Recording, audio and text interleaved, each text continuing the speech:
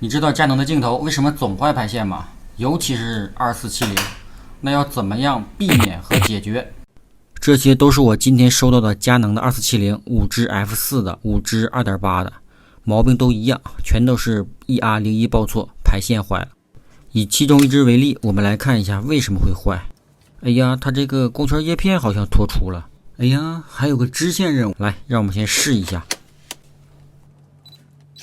拍照以后，屏幕上显示 ER01 的报错代码，基本上就是排线坏。佳能的镜头采用的是电子光圈，所以必须要有排线进行信号传导。定焦镜头和广角镜头因为光圈运动的区间比较小，所以不爱坏排线。只有光圈运动大的镜头才比较容易坏排线。像70-200这种内置变焦的镜头，光圈是不动的，所以呢也不坏排线。我们来看一下镜头在变焦的时候，光圈组和排线的相对运动过程。每变焦一次，排线就被挤压一回。时间长了就被压断了，然后我们通过显微镜可以清楚的看到排线断裂的位置正好在弯曲的地方，能看到有2根线已经裂开了。拆下镜片，这就是佳能2470 2代的光圈组，它由布基马达、叶片还有传感器组成。首先切断排线的两端，然后迅速焊掉所有焊点。焊完以后，这个焊点不能断不能歪，就算成功了。先解决叶片滑出的问题。这个粉丝在寄修前多次问我，叶片滑出的问题解决需要多少钱？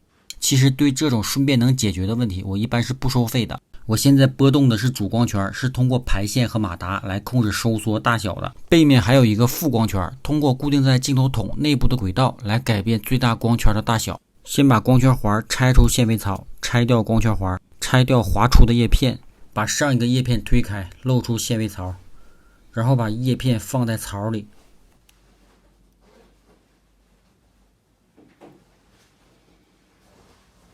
然后小心的把上一个叶片归位，然后装回光圈环，调整位置 ，OK 完成。然后更换排线，提前准备好的光圈排线揭掉贴纸，装好马达和传感器，焊接好所有的焊点，装好镜片，贴好固定胶带，固定好排线，清洁镜片，然后开始恢复安装。这种问题是变焦镜头的结构导致的，所以避免不了。能减少故障发生的方法只有减少不必要的变焦次数。如果你买到的是全新的镜头，基本上3到4年才会出问题。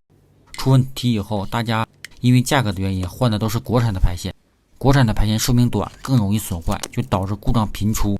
所以呢，大家就会感觉这个镜头爱坏排线。安装完成，我们来测试一下。自动对焦正常。机器在小光圈的情况下拍照正常，不报错了，问题解决。